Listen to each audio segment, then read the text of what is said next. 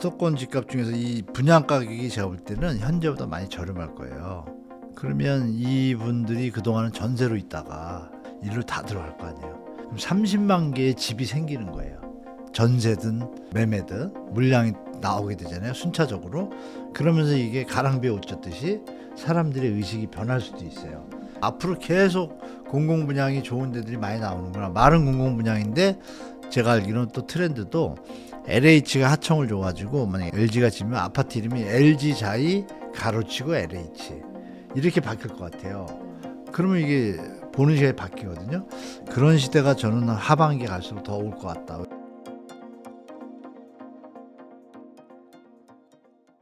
네, 3기 신도시 입주가 본격화되는 2020년대 후반 네. 수도권 집값엔 어떤 충격을 줄 거라고 예상하시나요? 여러분이 생각하시는 것보다 좀 셀 겁니다. 왜냐하면 한 17만 원 되거든요. 거기다가 미니 신도시라고 해야 되죠. 3기 신도시랑 동시에 하는 그 공공택지 개발지구들이 있어요. 그것까지 더하니까 한 25만 원에서 30만 원 되더라고요. 그러면 이 물량이면 여러분 지금 서울 수도권의 그 혼인 건수 딱 계산해 보면 나옵니다. 경수도 한 8만에서 9만, 10만 정도 돼요. 3년치가 물건이 계속 나와주잖아요. 그럼 이때는 다 소화가 된다는 얘기예요. 그러면 이 수도권 집값 중에서 이 분양 가격이 제가 볼 때는 현재보다 많이 저렴할 거예요. 그러면 이분들이 그동안은 전세로 있다가 서울에 머물러 있다가 수도권에 머물러 있다 일로 다 들어갈 거 아니에요. 그럼 30만 개의 집이 생기는 거예요. 전세든 매매든 물량이 나오게 되잖아요. 순차적으로. 그러면서 이게 가랑비에 옷 젖듯이 사람들의 의식이 변할 수도 있어요. 근데 이 와중에 이거에다 추가로 다 하니까 제가 알기로는 한 70만 원 됩니다. 70만 원 중에 한 50만 원까지도 지금 제가 볼 때 가능하거든요. 여러분 가시다 보면 계속 부지 발굴한다는 얘기 들으셨잖아요. 국토부에서.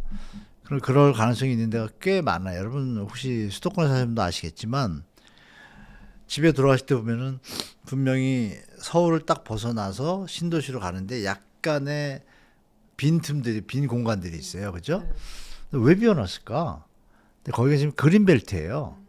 그래서 지금 서리풀 지구도 그린벨트 푼다 그러잖아요. 그럼 뭐 시내에 있지만 그린벨트를 근데 그린벨트라고 하는데 그린은 녹색이잖아요. 근데 색깔이 녹색이 아니야. 무슨 색이죠? 흰색이에요. 비닐하우스가 막 엄청 있는 거예요. 그죠? 그럼 거기서 집 지면 되는데 안 줘요. 왜? 물량을 조절을 해요. 기득권들이. 그러면 이런 얘기를 핑계를 대죠. 뭐 교통이 몰리고 혼잡하고 이렇게 얘기를 해요. 그러면 여러분 용인 서울 고속도로라고 들어보셨을 거예요. 그게 9,700원인가 1조 들었어요. 뭐가 혼잡해요? 그냥 길 하나 빵 내가지고 교통량 계산하면 나오잖아요. 그렇죠? 그런 것처럼 교통망은 지금 열심히 하고 있잖아요. 같이 하면 가능하다고 저는 보는 거예요. 그러면 그 신호가 앞으로 계속 공공분양이 좋은 데들이 많이 나오는구나. 말은 공공분양인데 제가 알기로는 또 트렌드도 LH가 하청을 줘가지고 만약에 LG가 진다. LG가 지면 아파트 이름이 LG자이 가로치고 LH 이렇게 바뀔 것 같아요. 그러면 이게 보는 시각이 바뀌거든요. 그런 시대가 저는 하반기에 갈수록 더 올 것 같다. 왜? 많은 대안들이 대책들이 지금 전체적으로 보니까 그 분위기예요. 그래서 제가 볼 때 하반기로 갈수록 수도권 집값이 충격을 준다기보다는 서서히 집값을 안정시키는데 역할을 분명히 할 것이다라고 저는 보고 있습니다. 그럼 서서히 집값이 내려간다고 봐도 되는 걸까요? 조정받는다고 보죠. 저는 무조건 개인적으로 너무 많이 올라왔기 때문에 조정받는다고 보고 있기 때문에 근데 여기서 조정의 폭이 너무 세다 보면 민간 건설의 공급이 또 부족해져요. 여기서 이제 기득권 수박들과 그러니까 진짜 국민을 위한 정신을 하는 분들과 잘 타협을 해야 돼요. 기득권 수박들이 얘기하는 것도 일리가 있는 부분도 있습니다. 너무 공공으로 밀어붙이면 민간 시장이 죽잖아요. 이것도 리스크가 발생할 수 있잖아요. 그러니까 공존할 수 있게 가야 되죠. 공존할 수 있게. 그런 정책을 정부가 잘 짜는 것만이 지금 연착륙 네. 안정적으로 예측 가능한 그런 시대로 만들어가는 게 우리 모두에게 도움이 되지 않을까 하는 게 제 생각이에요. 그리고 최근 출산율 저하가 정말 심각한데요. 네네. 인구 감소가 부동산 가격 하락으로 직결되는 티핑 포인트는 언제라고 보시나요? 저는 1933년 정도라고 보고 있습니다. 제가 볼 때. 그 전에 올 수도 있고요. 그 전에 자체적으로 외부 충격이나 내부 충격으로 인해서 세게 조정받은 뒤에는 아마 투자 행태가 바뀔 겁니다. 왜냐하면 이번 정부에서 이 거주 비거주 이런 세제라든지 보유세 이런 것들이 많이 바뀔 거예요. 지금은 사실 머리만 잘 쓰면 투기할 때가 많았어요. 근데 그거를 원천 차단한 방향으로 선진국도 바뀌고 있고 영국도 최근에 지금 집값 문제가 너무 심각하다 보니까 그쪽으로 완전히 선회했습니다. 취득세 막 17%짜리도 있어요. 그러니까 투자 수익을 환수하는 제도를 많이 넣는 거예요. 그게 이제 집값 완전히 도움이 되거든요.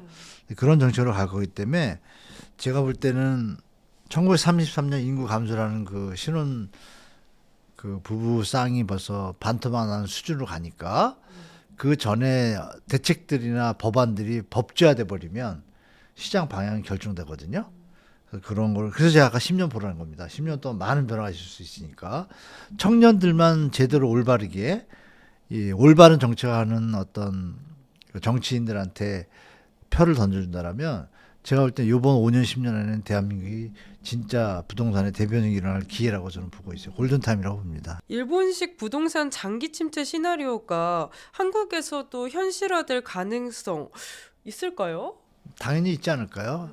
왜냐하면 2050년 되면 여러분 저는 없겠지만 우리 앵커님이나 우리 20대 30대 분들은 2050년 25년이니까 그래도 젊잖아요. 40, 50밖에 안 되시잖아요. 그때 한번 보시죠. 제 말이 맞는지 틀리는지.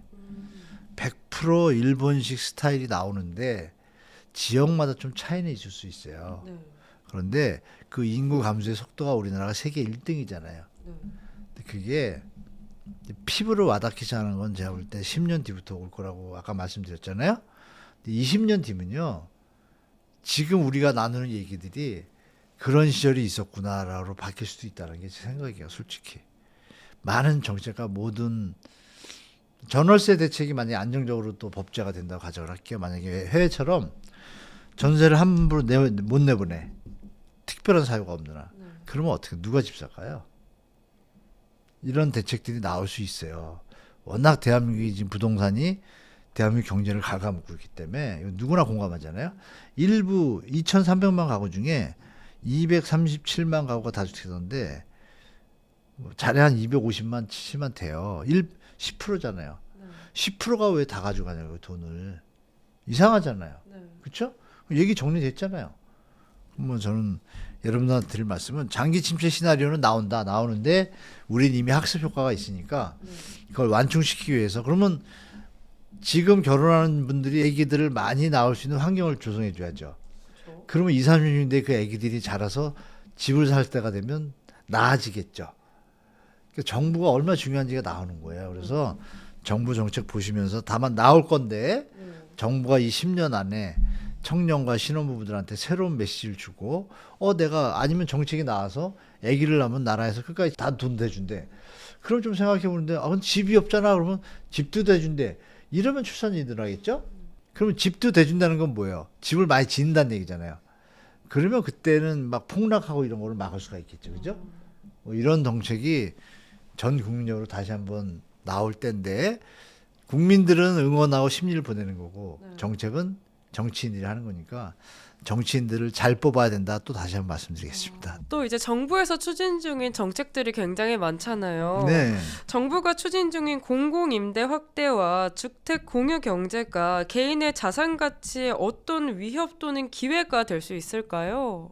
이거는 양면의 칼날입니다. 일부 지금 민주당의 원래 성향이 공공임대를 부르짖는데 싱가포르처럼 애초부터 정부의 땅이 많아서 공공임대를 예측 가능하게 계속 공급이 된다라면 맞는 정책이에요. 근데 지금 이 공공임대 다 물량해도 다 못 메꾸거든요. 그러면 생각해 보세요.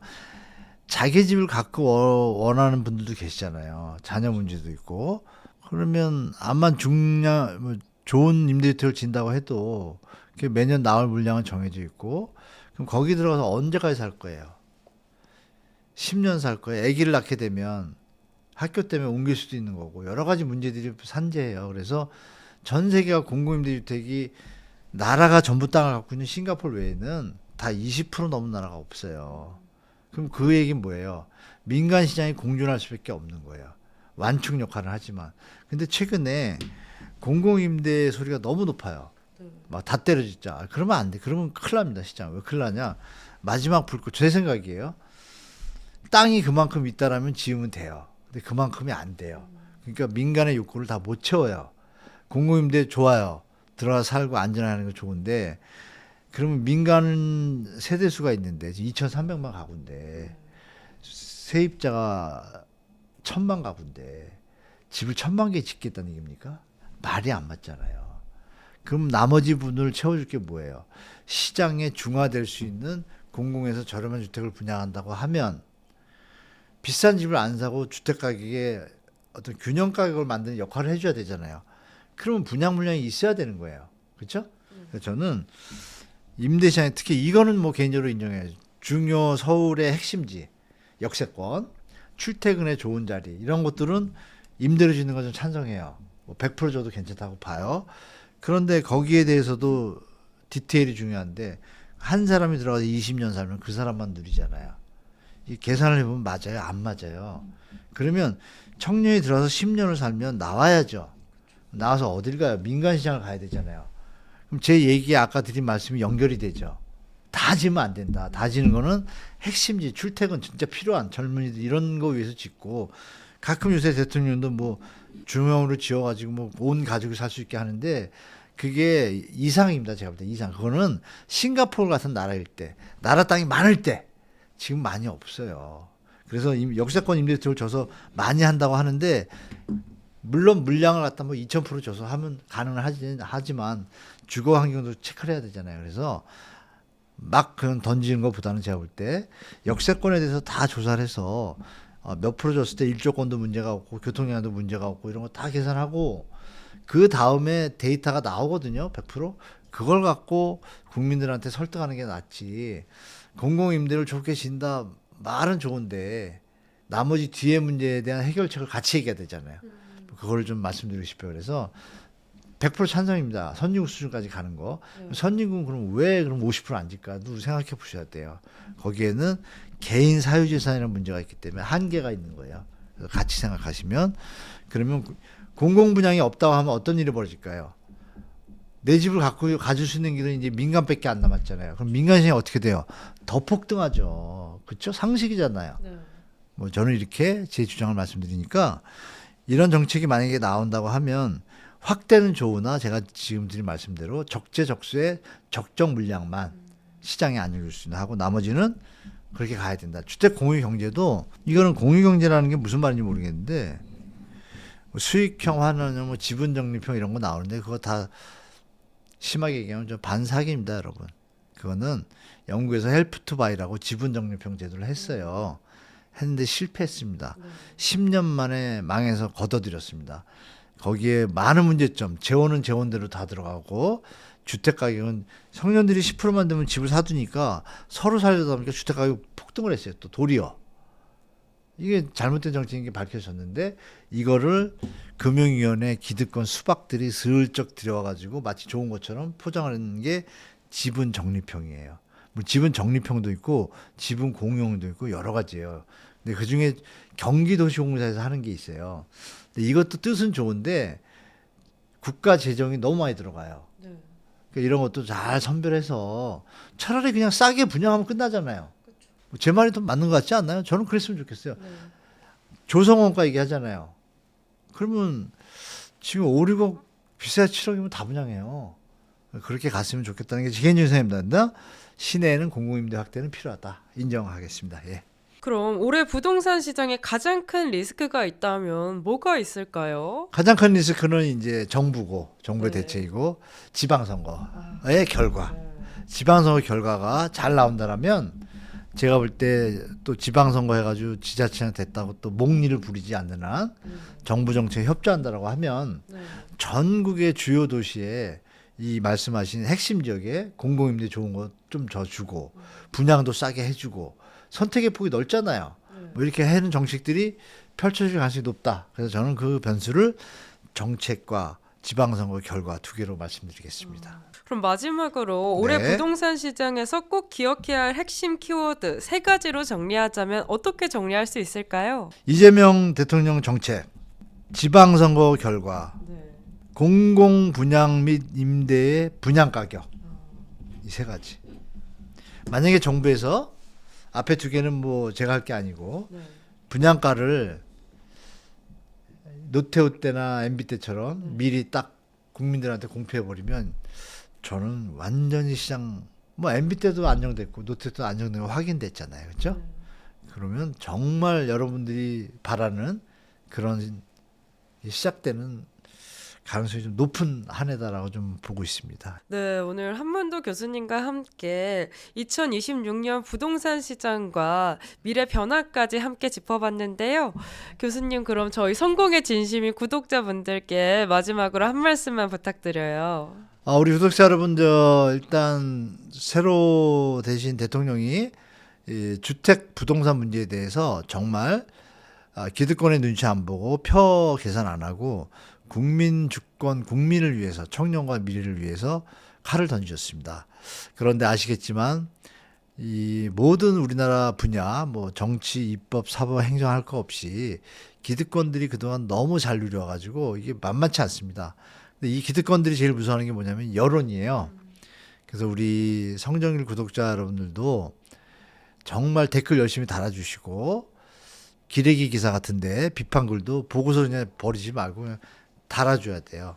이런 쓰레기 기사 쓰지 마세요. 이렇게 이런 운동이 벌어지면 제가 볼 때는 정상적인 다 같이 잘 살고 다 안정적일 때 더 좋은 집은 더 비싸게 받아도 당연하잖아요. 자본주의 국가에서 그런 정상적인 이렇게 왜곡된 시장이 아니라 그냥 부모 자식 간에도 지금 자식이 성년이 돼가면요 겁이 나요.